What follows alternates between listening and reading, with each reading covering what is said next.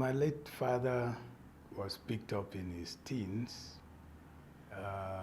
by the missionaries from England and trained as a community health personnel.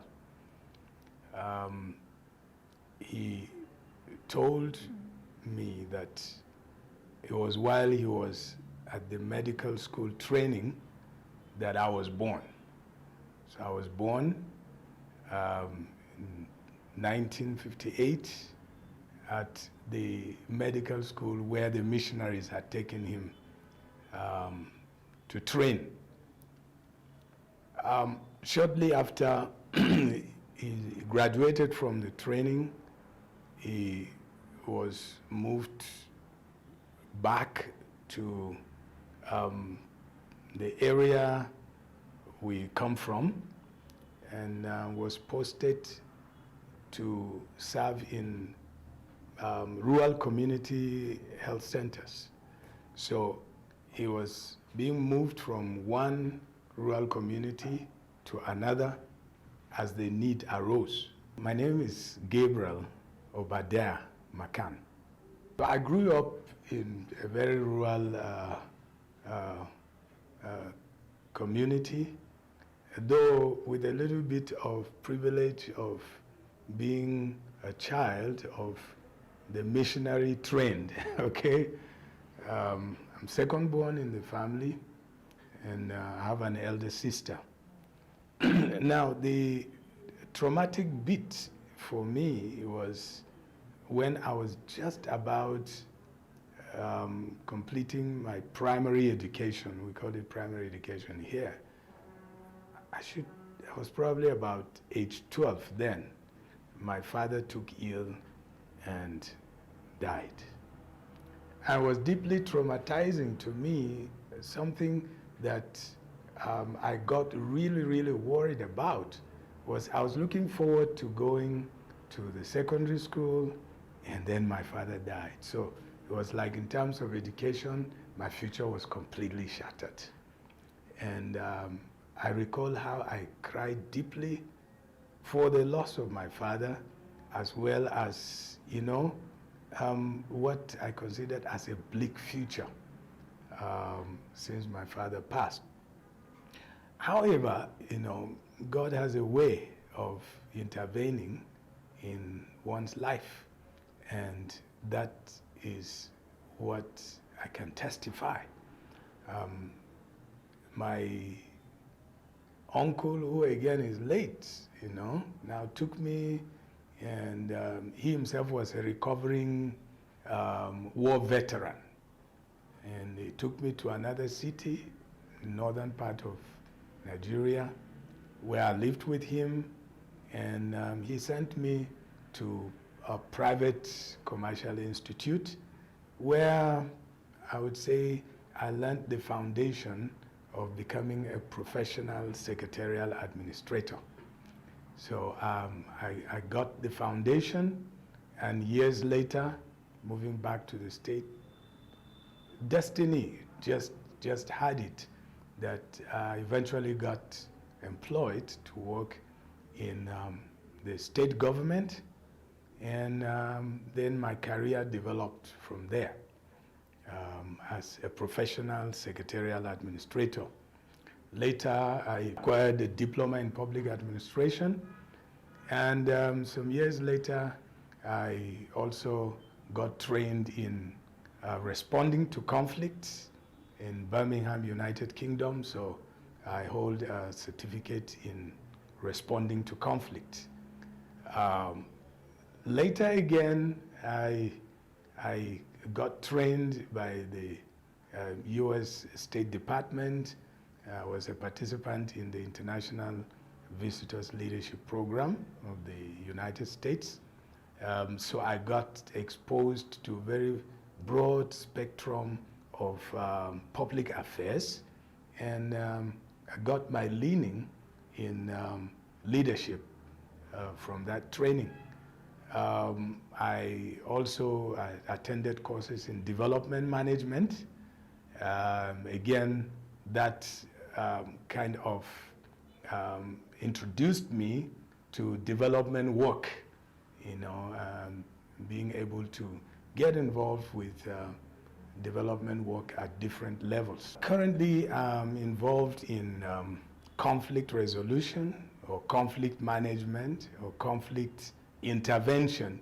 It just depends on the focus at any given point in time.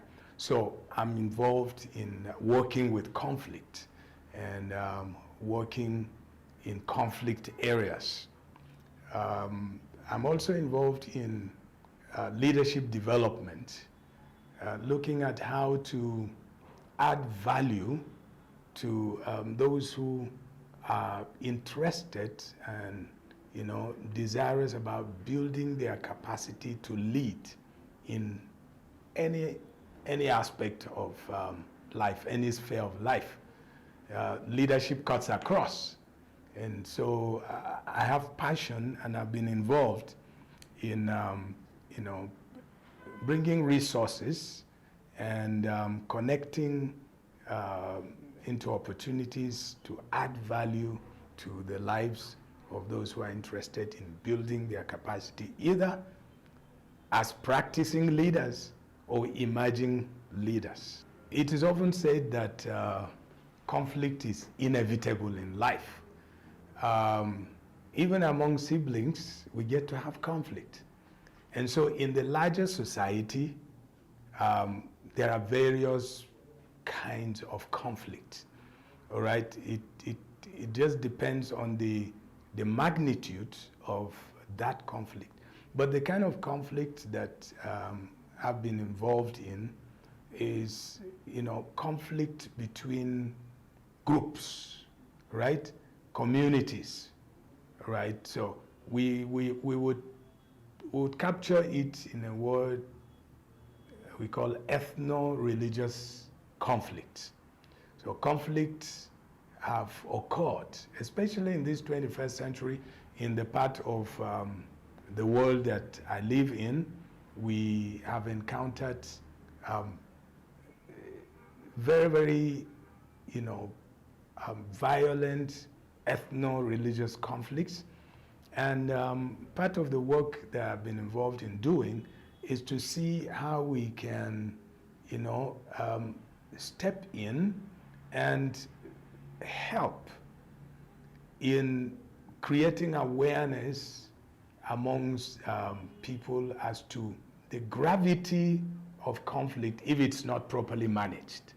And so we have been involved in training groups on how to resolve conflict, especially intra-group conflict, ethno-religious conflict. So in trainings, we have done that by arranging training programs, by arranging, activities that sort of, promote peace building, peaceful coexistence amongst different groups, regardless of ethnicity or religion. And so, talking about conflict, this is it. But the dimension of conflict that has actually put us to task mainly these days is where the conflicts have assumed violent proportion, and we have victims who have suffered the impact of these conflicts. So they need help with trauma counseling. They need help with relief in terms of food, in terms of medical relief, in terms of livelihood. And so the work that we do have captured these various aspects of conflict management or resolution or intervention, as the case may be. When you talk about leadership, leadership cuts across every aspect of life. For instance, to start a fight, you need a ringleader, okay? You need someone who would be able to stir up passions, to react to a certain situation. Now, that person who we call ringleader when it comes to fight or violence, if the person does not understand what good, positive, impactful leadership is, he leads the way he sees it, and so the result comes that way. So leadership, if properly harnessed and utilized, has tremendous positive outcomes. If left unattended, then it also has serious consequences, very, very negative ones for that matter. So I see the leadership playing a role in the conflict resolution work that we do, because usually we would target those who, not necessarily positionally, but those who have influence. Because leadership is influence. So if we target those who have influence and we run them through what it takes to, build peace in their communities and across communities, then leadership is working. It also plays out in family, plays out in entrepreneurship, okay, and business. It plays out in different professional callings. So leadership just cuts across. But I'm not involved in conflict work to give credence to leadership. It's just that leadership also comes to play in the work that we do. During my career in government, I got to be involved with the governor of my state. I played, a certain number of roles leading to the governor becoming elected, right? Democratically elected governor of my state. So in 1999, when he won the election and he was sworn into office, he asked me to come along with him in government. Actually, I wasn't that interested because by this time I had, committed myself to full-time ministry, the gospel ministry. And so I didn't want to go back into government work, which I had left off at some point. But then he urged me, he said, listen, you can bring your faith along with you in this public service. You can bring it along with you. Yes, it's public service, but your faith is part of you. And that was the attraction for me. Say, well, okay, I can be part of this government and still bringing my faith to be relevant in the work that I do. So I accepted the appointment to serve first as his personal assistant. Then it was varied, the title was varied and became a special assistant on religious and international affairs. So you see, that brought me into, then during the early part of our being in government, violence erupted in our city. And it was politically and religiously motivated. And so I found myself involved in working to see how we can rebuild the broken trust, how we can, bring about healing, amongst the various offending groups and communities, and then collaborated with an international organization that was interested in helping us build peace here. So that was my induction into conflict resolution and peace building. So when we were out of government in 2007, I saw this to be part of my life. And then we registered an NGO that was to continue to provide service both in leadership development as well as in conflict resolution. Because during my time in government, I was also involved in programming trainings for the Executive Council. That's the top executive decision-making body. I was working closely with the secretary to the state government, and we were planning conferences and retreats for the executives. So having been out of public service, this just simply like became part of me, and took it up at a non-profit level. Challenges, particularly in the area of working with conflict, has to some extent been, you're putting in a lot and things seems to be getting worse.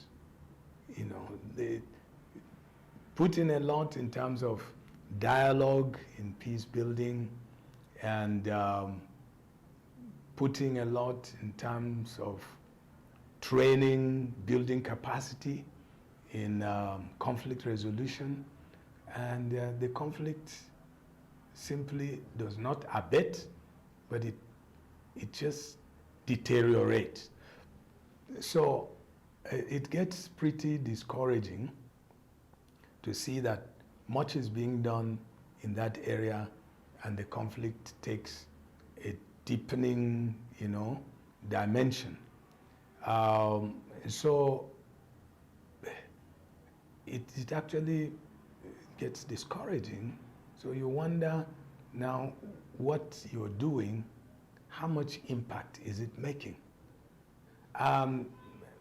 Then added to that, the consequences or the impact of the conflict in terms of the devastation to lives of individuals, the loss of means of livelihood, the loss of loved ones, displacement from their ancestral habitats, and just a whole lot of social disorientation.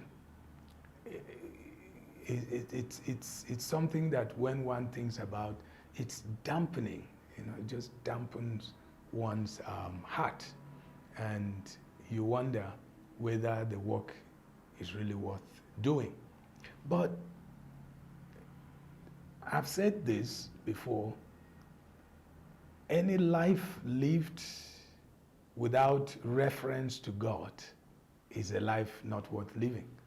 Reason is, my faith in God, my relationship with Christ has helped me to stay hopeful that beyond what I can do, God is able to step in and intervene and bring help to as many as look up to Him for.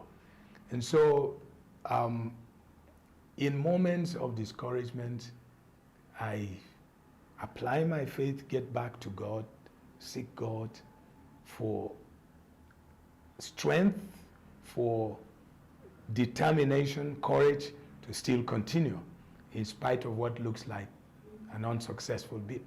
And that in itself has really, really helped, because it's like after the long drawn night, the day begins to dawn. The day begins to dawn. And I have seen God work in amazing ways in stepping in to intervene and also providing resources to help those who have been so devastated by these conflicts. So I look up to God to encourage me, and I get determined to still press on, that there is light at the end of the tunnel, drawing encouragement from God's word and from others who have gone on before. And I've learned a lot too through the leadership resources, how to persevere, how to be resilient, and I've seen it work. Looking back, I learned some hard lessons. Hard lessons in the sense that, I had a kind of orientation of work. And years ago, I realized that I needed to make adjustments, and it was not a willing adjustment, but I broke down. You know, I ran into some very serious health crisis, what others may call burnout, okay? Burnout. And it took me a long time to recover. Then I learned the value of balancing my work life and family life. Because during the time I was recovering from the burnout, all that I had left was my family. Others come and go, they sympathize, they pray, but I was left with my family. And I learned the value of family because I saw how my family really cared, particularly my wife. Those days we had very young children, so there was not much one could get from the children, but my wife was so deeply, you know, valuable in my recovery. And in recovering, I learned the value to balance work and family. And even the little children, then I realized that keeping company with them was part of, you know, my recovery. And I learned it in a hard way. I didn't really think I would pull through, I would survive, to be honest. But I saw how God intervened in that area. Another challenge was being able to put together resources to do the work that we do, especially in the area of conflict intervention. We get to see massive devastation and then very, very little meager resources that can be applied in helping those who have been devastated by this crisis.